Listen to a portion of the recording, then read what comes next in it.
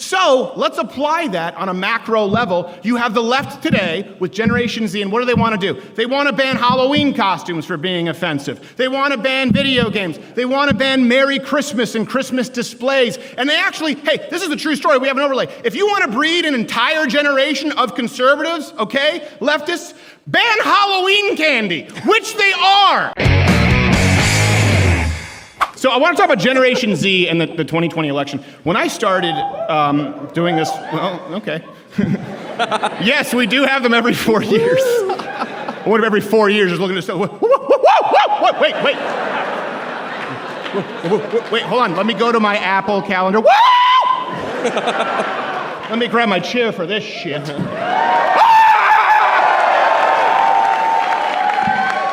I love the chairs. So Andrew I don't know. There's nothing creepier than a man dressed as the Joker yelling, "Chair!"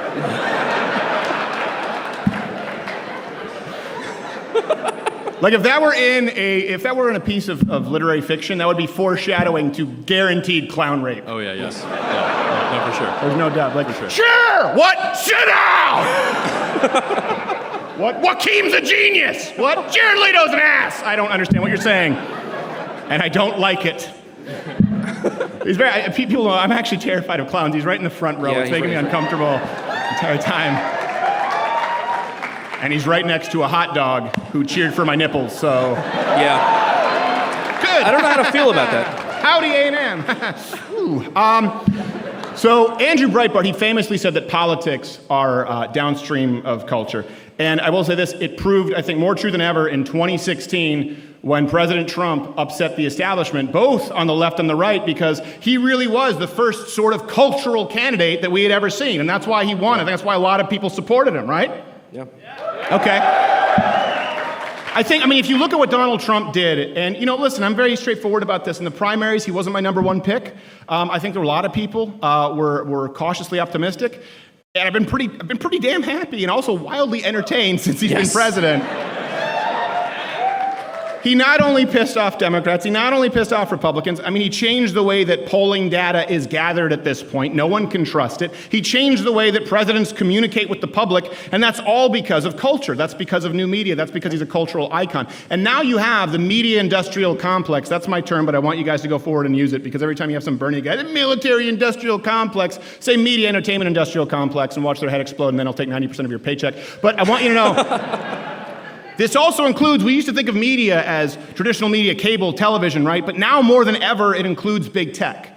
And big tech has spent the entire first term attempting to reverse what they see as a disaster, what they see as their moral imperative is to fight Donald Trump. And in case you think I'm making this up, anyone who watches our show knows that we list sources, and I try not to make an argument for someone I disagree with if I can let them make their argument for themselves. So lest you have forgotten, let's take a quick trip down memory lane to Google's internal meeting after the election. Can we go to that? No, this is probably not the most joyous TGIF we have had. Let's face it, most people here are pretty upset and pretty sad because of the election. I certainly find Judd Apatow this smokes election crack. Deeply offensive, and I know many of you do too. Back a very sad short text that read, "People are leaving, staff is crying, we're going to lose."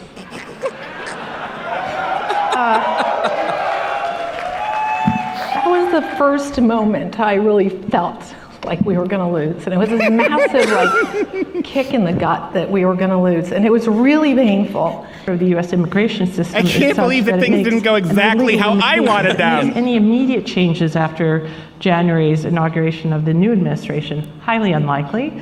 But we, of course, will keep a close watch on this. Our policy office in D.C. is all over it, and we will keep you informed, but we will keep Googlers' interests at heart. Okay, at what point do you get a haircut? You have a national meeting. The Yeah, first you guy think who you looks put like on a some hobo, and the second lady who just, I guess she's been crying all day. Anyway, I don't Wow. want to get into ad hominem, but they look weird. nerd. Someone get him a chair. So here's the deal. If 2016 was the World War I of culture wars, as the term has been coined, 2020 is going to be the World War II. And more importantly, I want to talk about this, in 2020, more important than ever, is going to be you, Generation Z. And I think, yeah, I actually applaud you guys, and I'll tell you why.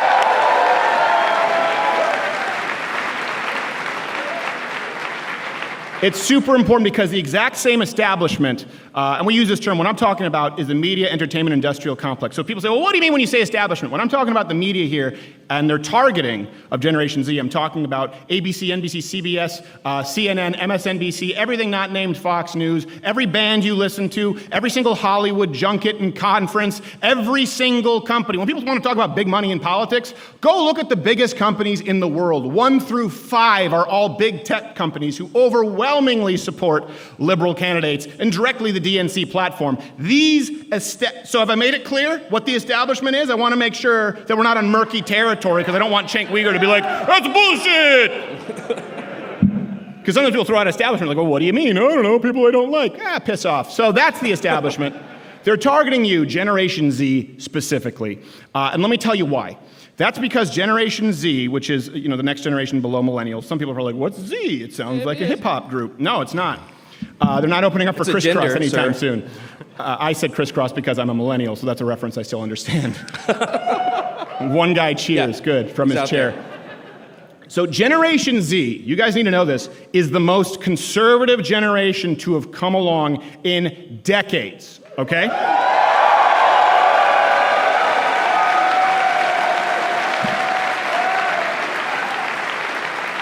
This is not a doom and gloom scenario here. I know we get that a lot on cable news from both the left and the right, and it gets clicks, but like Linus with his little blankie, I bring you tidings of great joy. You guys are incredibly conservative, but the media, the establishment, wants to engineer all of you into thinking otherwise. And boomers, I want you to be listening, because a lot of you think that the culture war is lost. A lot of you think that this country's going to hell in a handbasket. It couldn't be further from the truth. If you go to CNN and Teen Vogue, because that's still a thing, I guess, Teen Vogue, they want you to believe that Generation Z is the most progressive generation of all time, right? These are articles that have actually been published. It could not be further from the truth. Let me make my case here. And the phenomenon, by the way, is global. So let's go to the UK. I want to make sure I have my stats right here because we actually care about that. A recent UK study, I know, that's sort of implying that some people don't. Who might that be? I don't know. People who deny the Armenian genocide. I'm just hinting. I don't know what you're saying, but how dare you? Actually, no. Please. This is just like my greatest hits of awful. My mom is so ashamed. Oh no. She had to glue this patchy beard on. She's like, why can't you grow a real beard? I'm like, Mom, because I suck. I'm terrible. The Joker and the hot dog nipple guy is more well off than I am.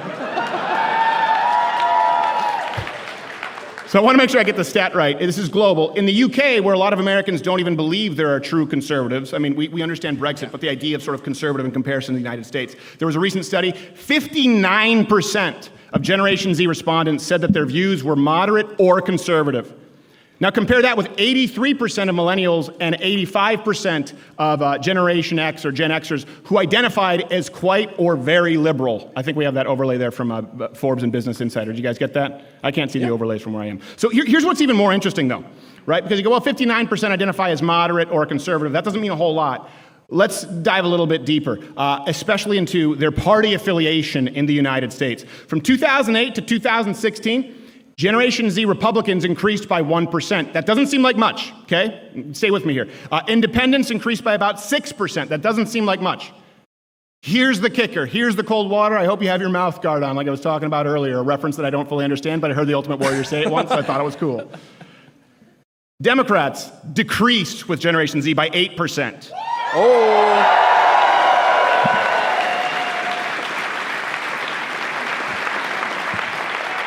And I know there are some leftists watching right now going like, but it's just a phase, right? They'll grow out of it, right? No, okay. Remember, baby boomers, okay, who are known for their support of Trump, right? The boomer generation, they're often referred to derogatorily by other leftists like boomers. Hey, listen, you know what? Thank you, boomers, for our country and for electing our president. I'm grateful to you. I see a few of you in the audience. I can only spot you by the reflection off your chrome domes, but that's okay. You just saw my nipples, so it's an even trade. We both have dirt in each other. Remember, baby boomers who are now known, right, they're known as conservatives, right? Your parents are probably baby boomers. We think of them as one of the most conservative generations. They were the most liberal, far-left generation you could imagine when they were younger, right? 1979, the 28 to 39-year-old demographic, they identified 45% Democrat, only 19% Republican. These were the people who were out there smoking pot and putting daisies in fucking cops' rifles, okay?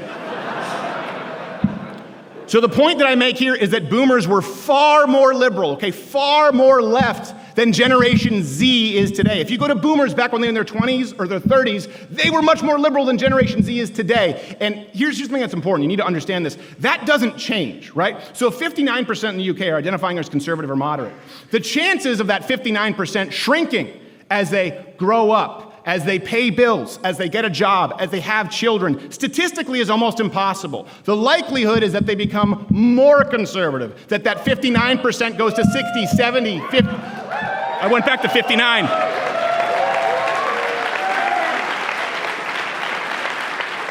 And I want to explain this. How many people here are millennials as opposed to Generation Z? Okay.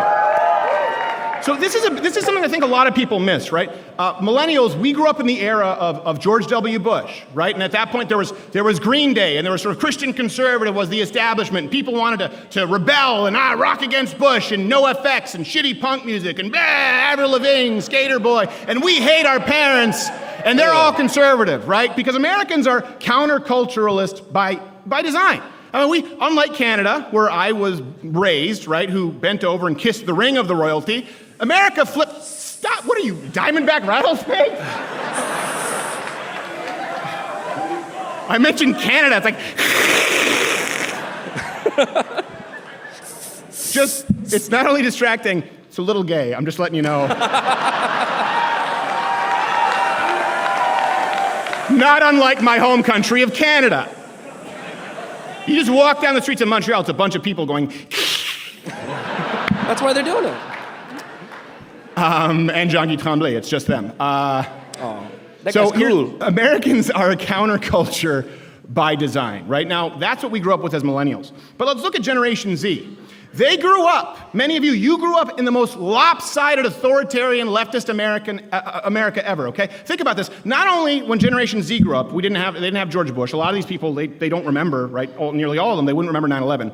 Not only did leftists have the White House, right, for 2 years from 08 to 10, not only do they have the White House, not only do they have the Senate, not only do they have the House of Representatives, but they had the entire media, the entire entertainment industry. Does anyone here remember when Barack Obama won, there was that video where they were pledging allegiance to be of service to Barack Obama? Round of applause. Anyone remember that?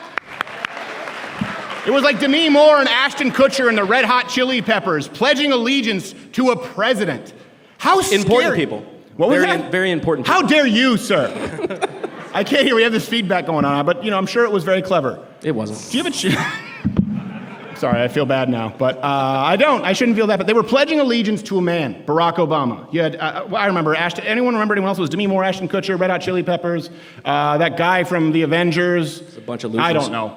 But here's the thing. That was the backboard, right? Any kind of rebellion, any kind of counterculture, it's rebelling against something. So, you have a backboard. And when we were young, you had George W. Bush, and you had sort of the conservative establishment, and Dick Cheney, that's how they saw it. These kids had Barack Obama. They had Nancy Pelosi. They had pledging allegiance to Barack Obama. They had far left everything. And not only that, so you combine that with this sort of natural anti-authoritarian just having a problem with general, the mainstream culture. But leftists, okay, suck. They really do. They suck.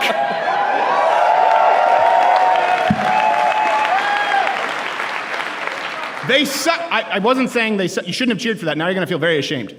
I was saying they suck the fun out of everything. Yes. Come on, they turn chairs into love sacks at the mall. You guys want? Now we're cheering love sacks? All right, We're let me out give of you an college. example. People love sacks, man. Can I want to tell you a personal story, okay? This is a true story. I don't tell stories that aren't true. Sometimes I do, but this is true. So when I was a kid, one of my best friends, we were going to this sledding hill in Montreal, or at South Shore. It was called Place Plamondon, okay? You would just go, it was wildly unsafe. There was no chairlift. There was a place where some people, you could see some footprints and a trail of blood from where all the children had fallen before you. We had something called a GT snow racer, which if you don't remember, it looked like a jet ski you would ride in the snow, but it just immediately racked your testicles and you regretted all of your decisions. So anyway, it was a sledding place, and I was in the car with my friend, my best friend at the time, and his dad was in the car. And I remember his dad stopping and asking for directions. We got lost, and he asked this woman, and she said, yeah, go left, and there, you're going to go right, and you're going to go down Longueuil, Place Plamondon. And I turned to my friend. I was 11 years old. And I said, well, that's it. We're never going to get to Place Plamondon now. And he goes, why, Stephen? I said, because your dad asked a woman for directions. Right? It's not that funny. This is a true story. And then he goes, but he thought it was hysterical, okay? He thought it was as hysterical as Joker thinks murder is here. Or hot dog with my nipples. Yes. So he's laughing, and he laughs. He goes, hey, Dad, did you hear what Stephen just said? And he says, no. He says, Stephen just said that you will never find Place Plamondon because you asked a woman for directions. And his dad tilted, because he was in the front seat, tilted the mirror back, aiming it at me, so I just see his eyes and his stupid... And his stupid little Bruce Springsteen-looking head. This doesn't matter to you, but to me, I'm revisiting this. I'm just opening old wounds. And he looks in the mirror, and he's looking back at me, and he goes, that comment is incredibly offensive, and I won't tolerate that kind of sexism ever again in this car. And I said, fuck you! I seriously did. I'm sorry. I don't want to, but I said, and of course a call went to my parents. I was wrong to say that last part. But think about that for a second. That was my first experience as a kid with a parent who didn't have a sense of humor, who couldn't stand fun. I mean, I had done so much worse than that. That was what got me in trouble. Now, let's imagine, and I never wanted to go to his house again, okay? That's the point. I never wanted to go to that kid's house again. I was like, that kid's dad, I want nothing to do with him.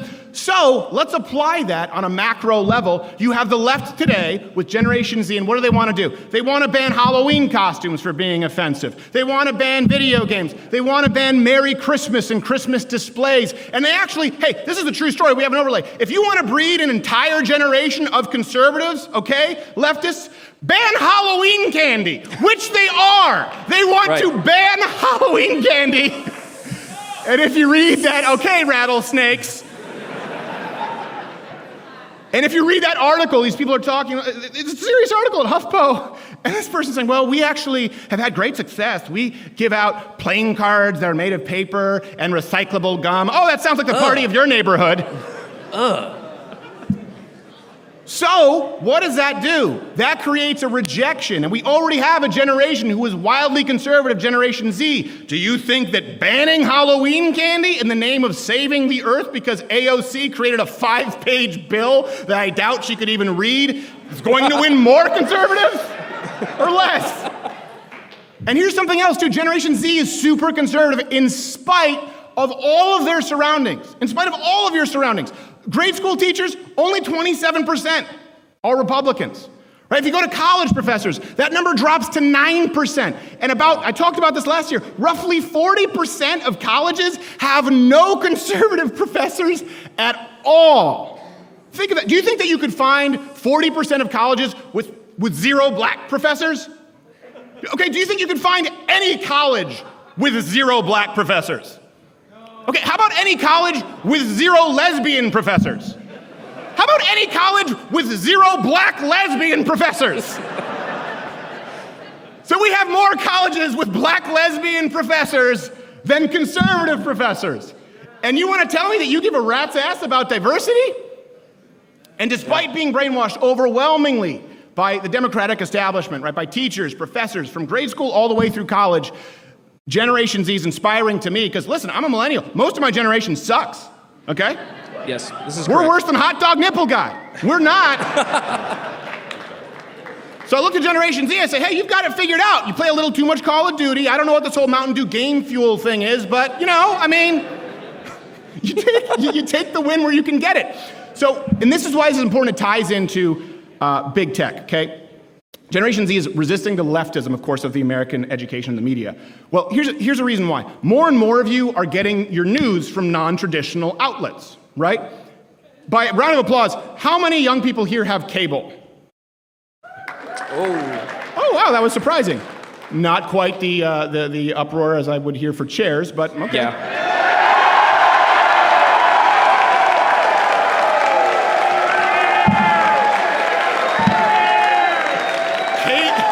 Cable and chairs. Somewhere Brian Stelter is going, I'm totally straight. We get it. But here's the thing. Big tech, they saw how dangerous, right, that their power was in 2016. And so, because most of you get your news from non-traditional outlets, they've now taken measures to throttle, to shadow ban, and blacklist conservative content. How many people here have been following that, right? You guys know about it. What's so bizarre is I mentioned Brie Larson, you hiss me. I mentioned big tech throttling and blacklisting conservative content, like, yeah! We don't have a crowd animator like Lily saying, clap? Yeah, yeah. Isn't she a funny brown lady? Yeah. Let's take down the people who are hanging from the nooses.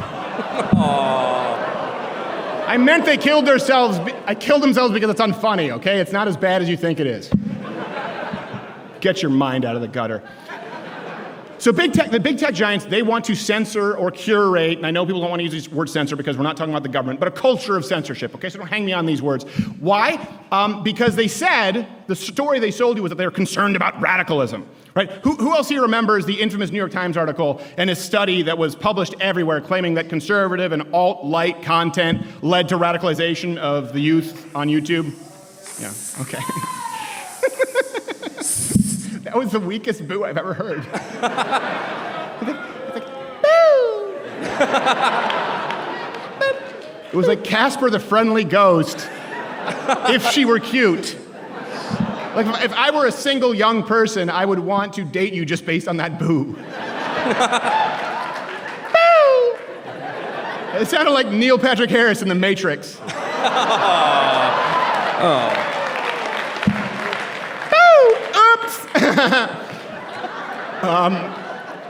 Anyway, that was a famous study you guys remember. To say that I questioned the methodology of a study that listed Philip DeFranco as a representative of the alt-right would be an understatement.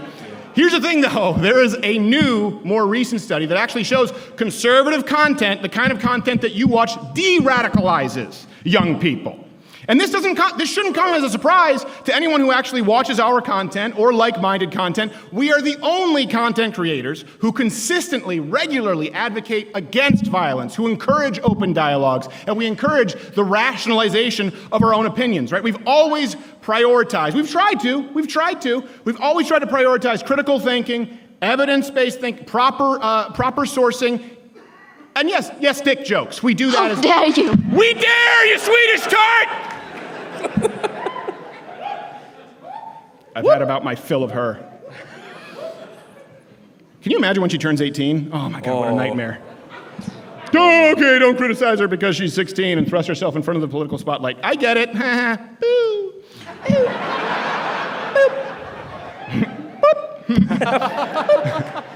She's like I don't know. The worst I'll say about Greta, and I won't say anything. The worst I'll say about Greta, she's the kind of kid who'd be like, boop, I've got your nose. No, you haven't. You have not stolen my nose. My nose is right here. Spurgy, burgy, burgy, her nose.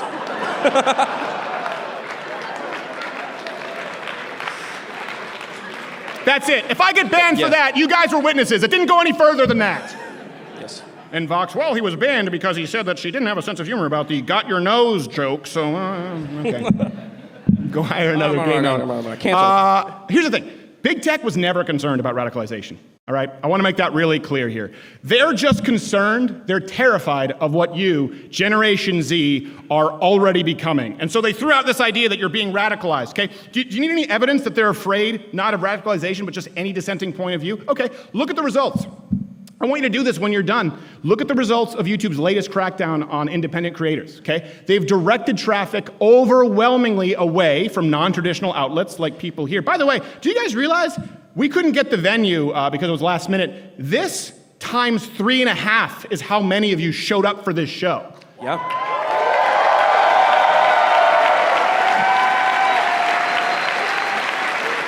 And I really don't say that to brag. I am so humbled. Like, I had a bucket right off stage because I was about to throw up before I come. I have horrible stage fright. And the second I saw the line going around campus, I'm like, well, there's a good chance someone could shoot me. But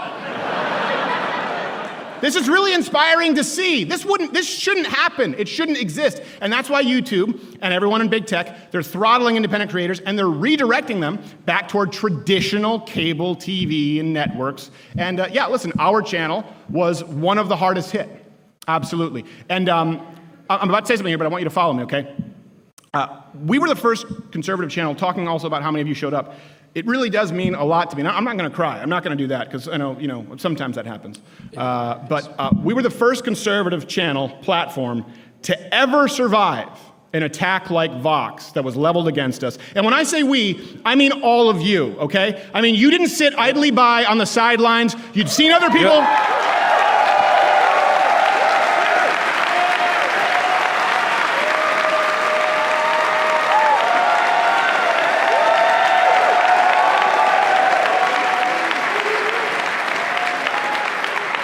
I didn't even have to mention chairs. Yeah. You guys, seriously though, you guys didn't sit on the sidelines. You'd seen other people who have been deplatformed before us, and you decided to make a stand, and you made it into a national conversation, a national controversy. We wouldn't have made it without you guys, and I really do thank you from the bottom of my heart. I really appreciate it. Thank you so much.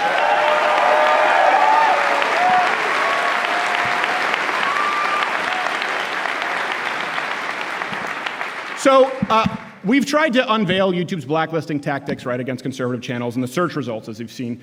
Just recently, we exposed YouTube, I don't know if you watched it, the suspicious blacklisting of Tulsi Gabbard's channel, exclusively in the United States. Who here followed that? Yeah. By the way, if you search Tulsi Gabbard's channel now, the first 2 videos that show up are from her channel, and the third result is her channel directly.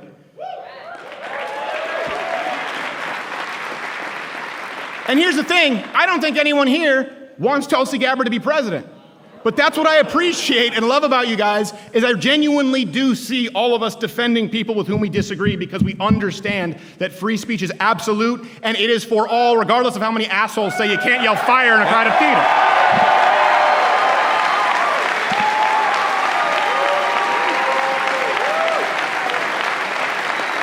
Yeah. You know, you hear this all the time, the resistance, right? Resist Trump, everywhere from Brie Larson and Captain Marvel to Dark Crystal, which was a real bummer because Quarter Black Garrett and I are nerds and we were watching the Dark Crystal world. Are these lesbian puppets?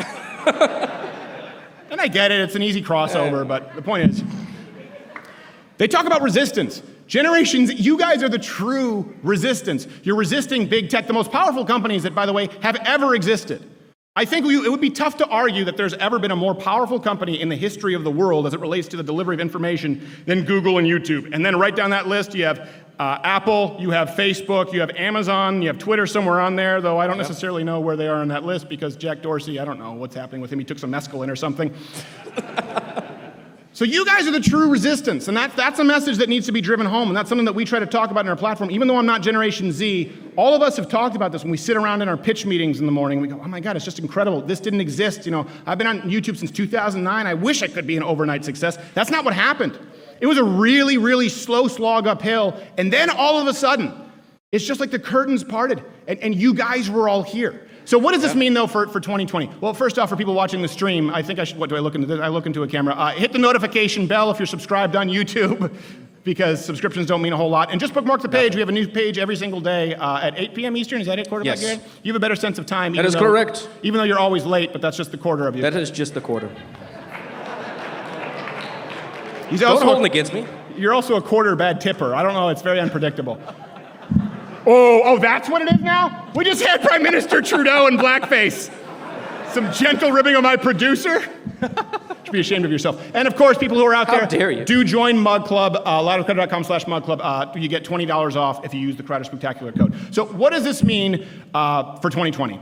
Well, let me tell you, the stakes for 2020, again, I don't want to speak for the opposition. And this is something we've always tried to do when we watched leftist shows. They would just say something. And we would go, well, where did you get that from? And they would just say, well, that's absolutely right. I'm like, well, hold on. Why don't you show me? And there are never any sources. They go, well, the conservatives want to reach into your vagina and tell you what you can and can't do. I'm like, well, I've never heard that. And I go to church. Like, I know a lot of conservatives. Do you have a source? No. So we always try and provide sources. They're always available. We always have a little lower third. So in this case, how severe are the 2020 stakes? I want the voice of political opposition with whom I disagree. I want them to speak for themselves. This is what you could be facing, Generation Z, in 2020. You know, the UN just released a study that said we're going to be okay if the vast majority of the world goes vegetarian immediately. Some of it is with light bulbs, some of it is on straws, some of it, is on cheeseburgers, right? Colleges, churches, charities, should they lose their tax-exempt status if they oppose same-sex marriage? Yes. Hailing New York Democratic Governor Andrew Cuomo for passing a historic bill legalizing abortion up until birth. The infant would be delivered. The infant would be kept comfortable. The infant would be resuscitated if that's what the mother and the family desired. And then a discussion would ensue between the physicians and the mother. Just because a woman, or let's also not forget, someone in the trans community, a trans female, is poor, doesn't mean they shouldn't have the right to exercise that right to choose. Hell yes, we're going to take your AR-15, your AK-47.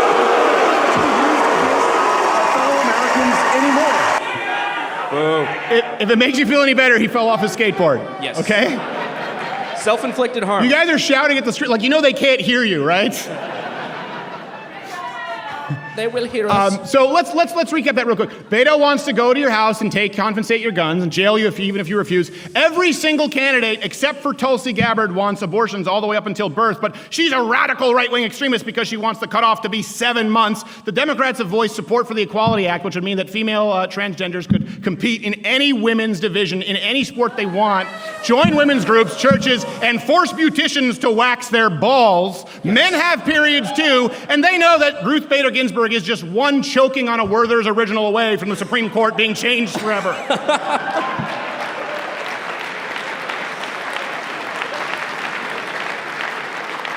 They are petrified of Generation Z. They are petrified of you. And then I do have to get going. We're going to have a quick reel. I'm going to come back for a Q&A. I have to go see the overflow room. But I know often people it's really easy to come out and just bitch.